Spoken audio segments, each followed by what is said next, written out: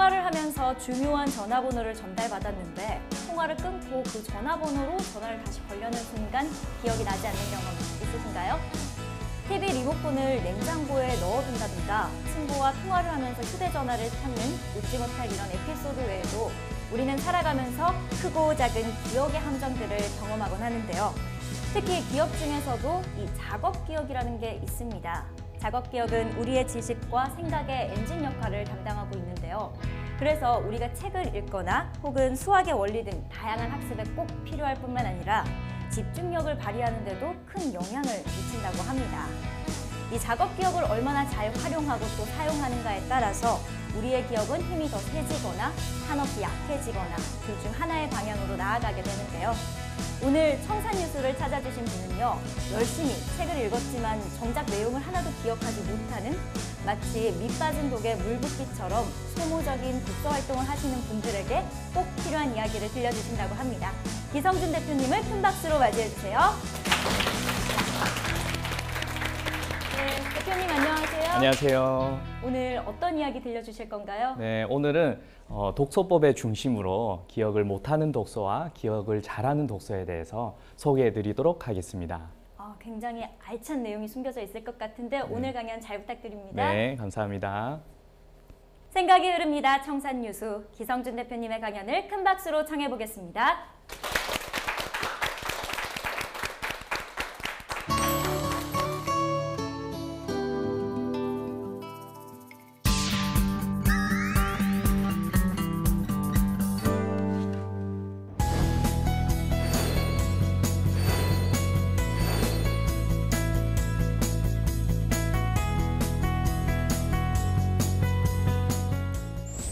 안녕하세요. 미라클 팩토리의 기성준 대표입니다.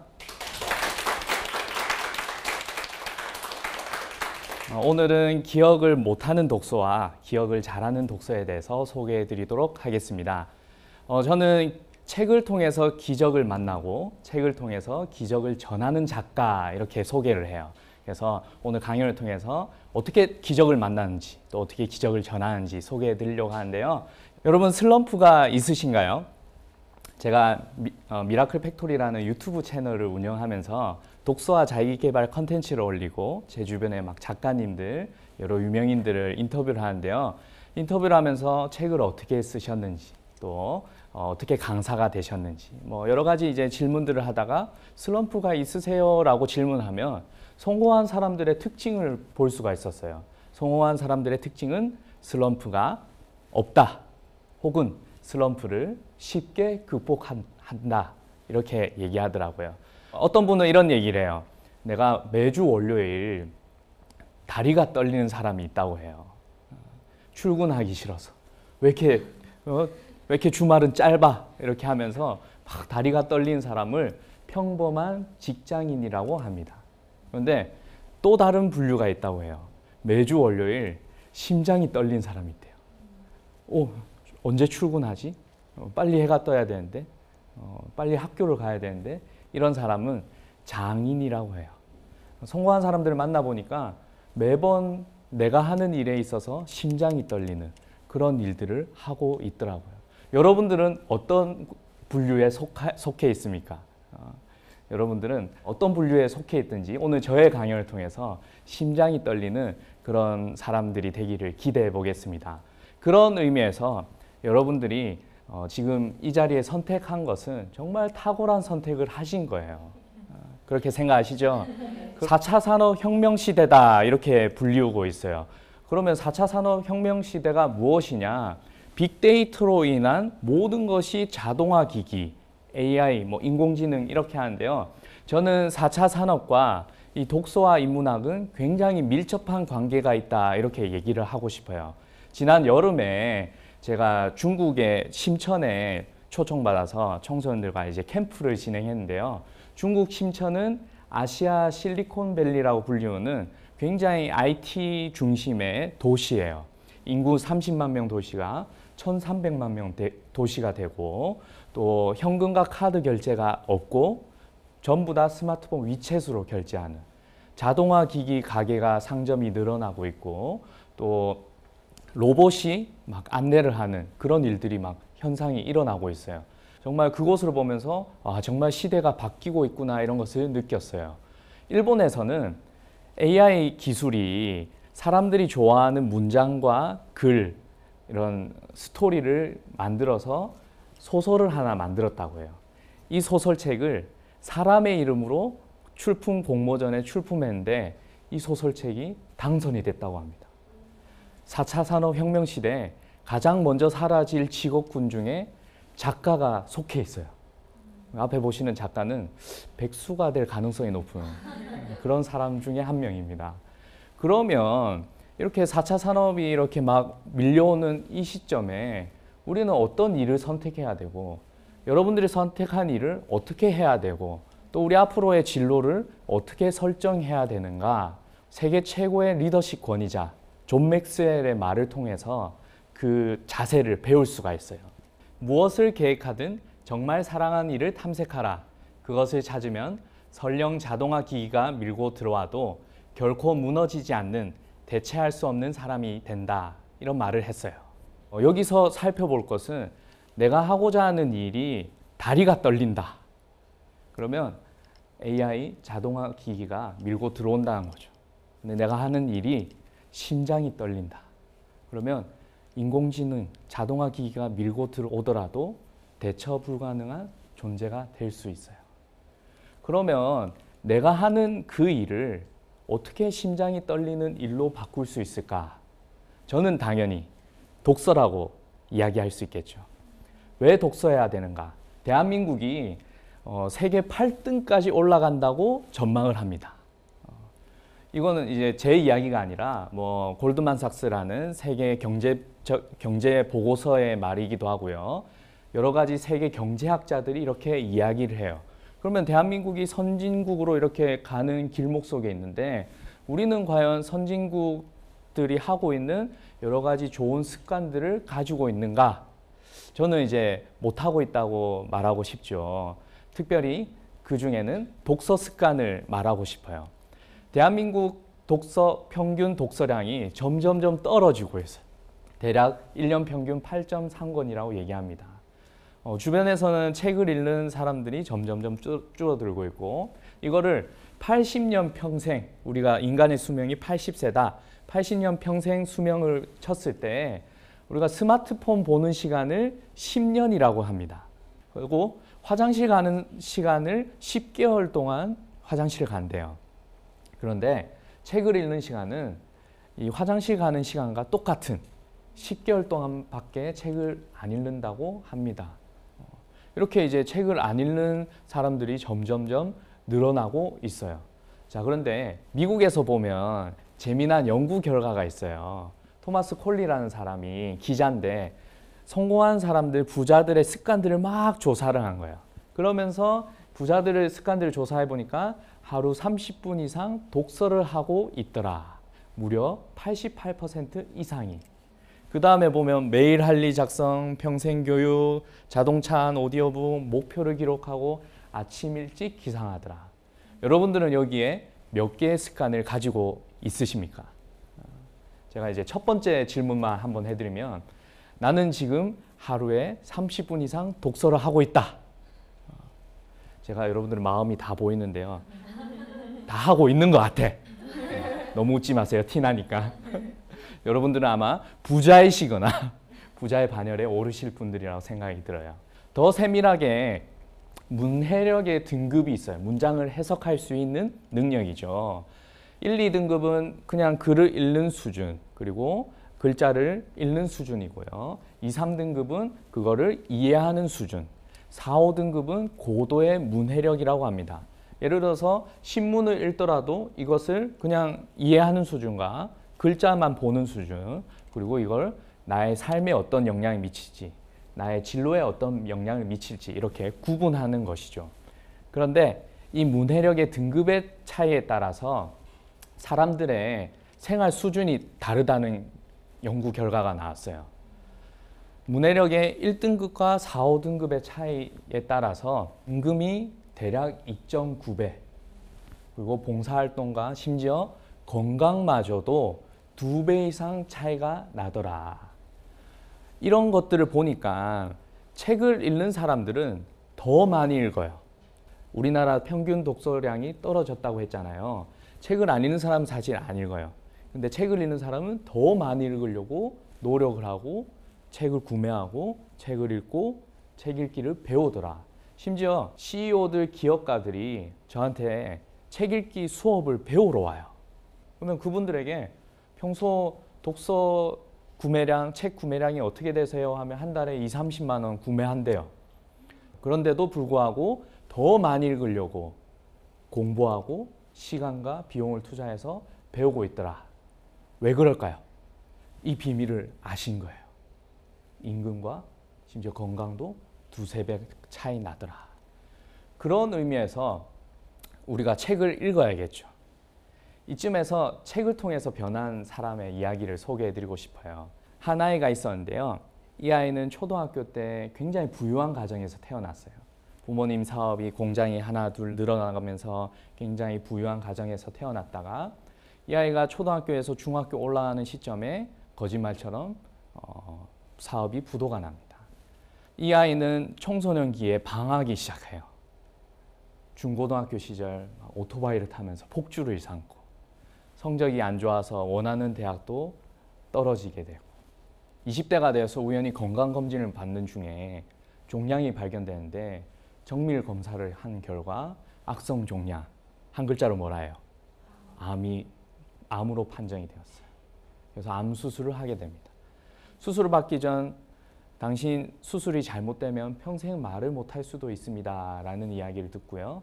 수술 후 6개월 동안 병원 생활을 하게 됩니다. 이 아이가 세상을 나가면 어떤 일을 할 수가 있을까요? 아무것도 못한다? 또 제가 어떤 학교에 가서 질문하니까 오토바이 탔잖아요. 통닭 배달이요. 뭐 심하게는 뭐 사채업자요 이렇게 얘기하는데 여러분 조금만 놀래 주십시오. 방금 소개한 이 아이는 바로 저의 이야기입니다. 제가 굉장히 부유한 가정에서 태어났다가 쫄딱 망하고 오토바이 방황에 대학도 떨어지고 심지어 수술도 했어요. 여러분 수술이 잘 됐을까요? 잘 됐으니까 이 자리에서 강연을 하고 있겠죠. 정말 감사하게도 장기 입원 환자들을 위해서 이동 도서관이 왔어요. 그걸 통해서 제가 책을 만나게 되고 6개월 동안 100권의 책을 읽게 되었어요. 할 일이 없으니까 책만 읽은 거죠. 저에게 이런 질문해요. 작가님, 그 100권의 책 중에 어떤 책이 기억에 남아요? 이렇게 얘기하면 정말 거짓말처럼 아무것도 기억나지 않아요. 무엇을 읽은지 모르겠어요. 그런데 그 100권의 책 중에 하나의 메시지가 저의 삶 속에 남아있더라고요. 함께 읽어볼까요? 시작. 행복의 문 하나가 닫히면 다른 문이 열린다. 하지만 사람들은 닫힌 문을 바라보느라 막 열린 행복의 문을 바라지 못한다. 헬렌 켈러의 자서전에 나오는 말이에요. 100권의 책 중에 이 한 메시지가 제 가슴 속에 남았어요. 그러면서 제 삶 속에 닫힌 문들을 바라보는 것이 아니라 앞으로 내 삶 속에 열릴 행복의 문을 생각하고 바라보기 시작했어요. 이것을 통해서 제가 깨달은 사실은 많은 책을 읽더라도 내 삶 속에 감동을 울리는 그런 하나의 메시지가 없다면 아무런 도움이 되지 않는다. 반면에 한 권의 책을 읽고 하나의 메시지만 남기더라도 그것을 통해서 내 인생을 바꿀 수 있고 내 인생을 기적의 삶으로 만들 수 있다. 이렇게 생각이 듭니다. 요즘 독서 경영의 시대가 되었다 이런 얘기를 합니다. 많은 경영가들이 독서 경영을 실천하고 독서 모임이 막 엄청나게 많이 생겨나고 있어요. 저 역시도 부산에서 독서 모임을 운영하고 있어요. 원래는 독서 모임에 참여했다가 막 1년에 300~400권의 책을 읽는 그런 참여자들의 모습을 보면서 제가 굉장히 충격을 받았어요. 그러면서 저도 독서에 입문하게 되고 이 모임을 운영하게 되었는데요. 토요일 아침에 7시에 막 10명에서 20명이 모여서 모임을 해요. 그러면 부산 해운대쯤에서 독서 모임을 하면 김해, 양산, 울산 1시간 걸려서 독서 모임에 와요. 왜 이렇게 올까? 대표적인 사례 중에 이분을 소개해드리고 싶은데요. 이분 같은 경우는 원래 영어학원 스타 강사셨어요. 그러다가 결혼과 동시에 육아를 하게 되고 육아 우울증에 빠지게 됩니다. 여러분 육아 우울증에 빠졌을 때 남편이 해결해 줄 수 있을까요? 저도 이제 결혼했는데 아내를 잘 챙겨주진 못해요. 그랬을 때 우연찮게 저희 독서 모임에 오게 된 거예요. 100일 동안 100권의 책을 읽고 또 가성비 영어라는 책도 집필한 작가가 되고 또 집에 영어 책을 1000권 놔두면서 영어 도서관을 운영하기 시작해요. 그래서 아파트 아이들이 영어 책을 읽고 영어 글쓰기를 하고 영어를 배우는 그런 일들을 시작하는데 초등학교 2학년이 1년 동안 800권의 책을 읽었대요. 그랬더니 조앤 롤링의 해리포터를 원서로 읽기 시작했대요. 그 조앤 롤링한테 편지를 쓰고 답장도 받는 그런 일들이 일어나요.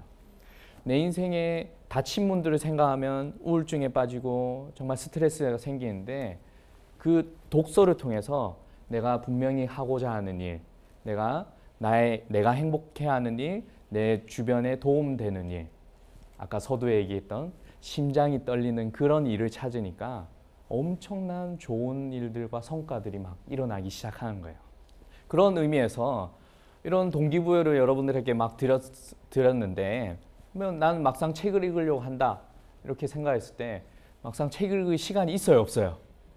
대부분 우리나라 사람들이 책을 안 읽는 이유 중에 하나가 책 읽을 시간이 없다. 그럴 때마다 제가 하나 꺼내든 인터뷰 자료입니다.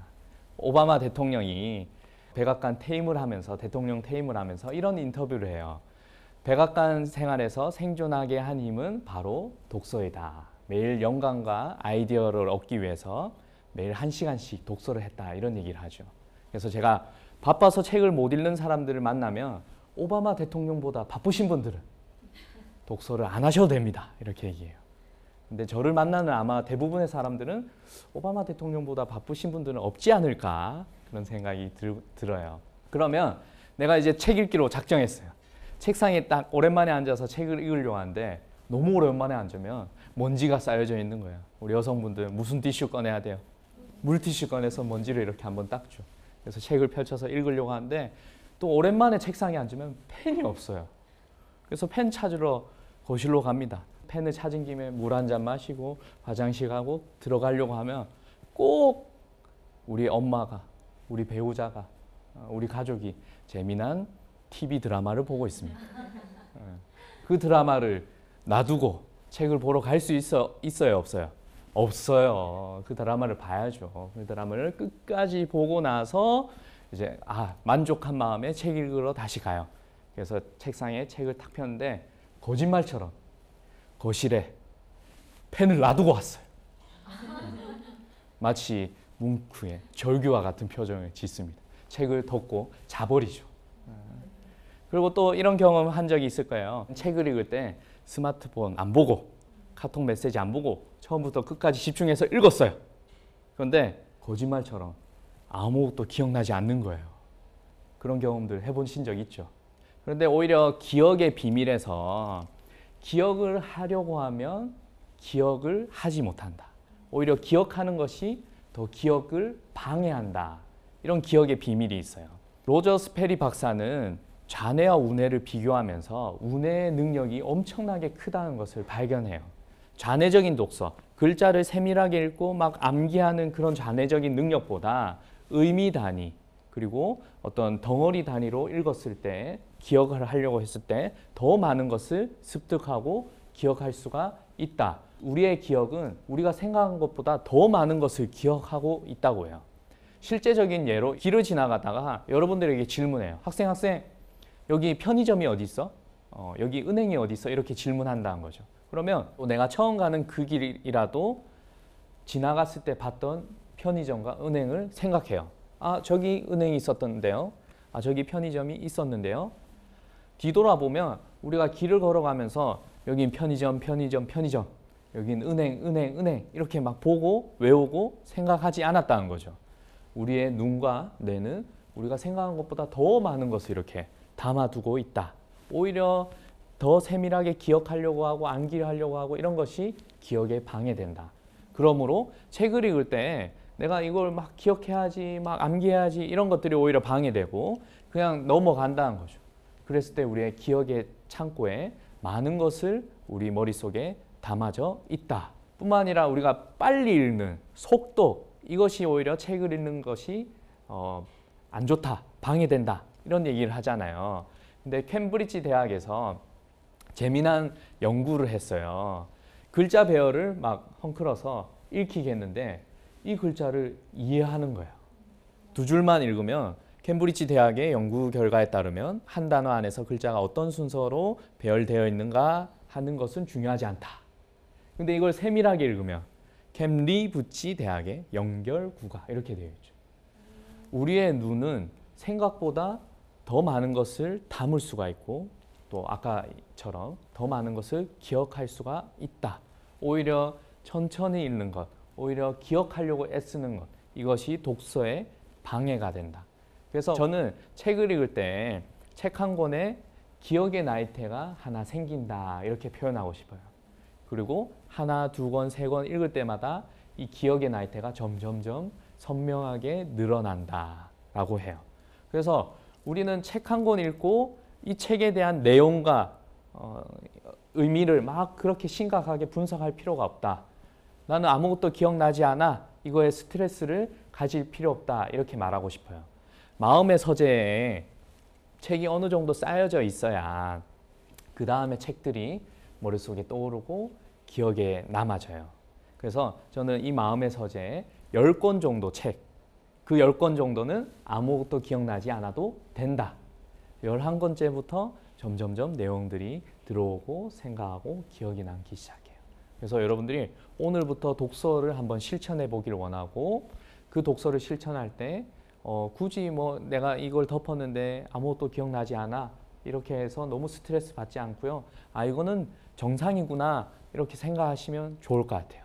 오늘부터 하루 10분 독서를 실천하면 어떨까 싶어요. 아 나 오늘 너무 바빠 아까 얘기했죠. 대통령보다 바쁘시면 안 읽으셔도 돼요. 네, 10분만 독서를 하자. 그렇게 이제 얘기를 하고 싶고요. 두 번째, 한 권의 책을 한 번 읽기로 끝나는 것이 아니라 한 번, 두 번 반복해서 읽어본다는 거죠. 저 역시도 책을 읽고 덮었을 때 아무것도 기억나지 않았던 적이 있어요. 그럴 때 다시 한 번 더 이 책을 다시 펼쳐서 읽었어요.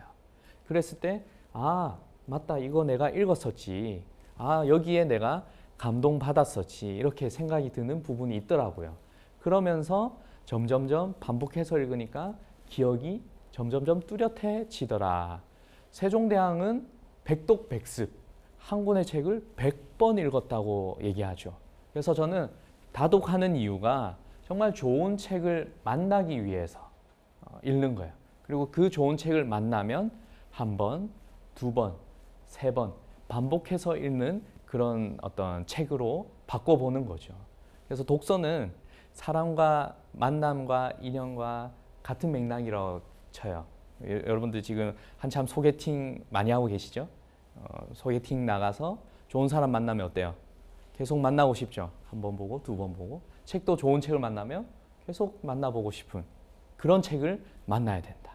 오늘 저의 강의를 통해서 그런 책을 꼭 만나는 그런 일들이 일어나기를 기대해 보겠습니다. 마지막으로 여러분들에게 드리는 미션.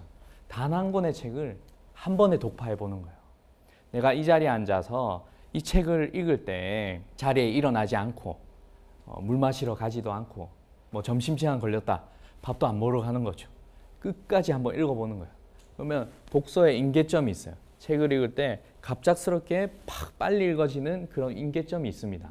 나는 책을 읽을 때 평균 시간이 2시간, 3시간 걸려 이랬는데 한 번에 똑같은 분량의 책인데 200~300페이지 책이 어느 순간 뭐 30분, 1시간 내로 읽어지는 거예요. 그 임계점이 있어요. 그 임계점을 이걸로 통해서 만날 수가 있어요. 단 한 권의 책을 한 번에 읽는 거죠. 그러면서 독서 근육을 계속 늘려가면서 빨리 읽는, 내용을 빨리 습득하는 그런 힘을 키워야 된다는 거죠.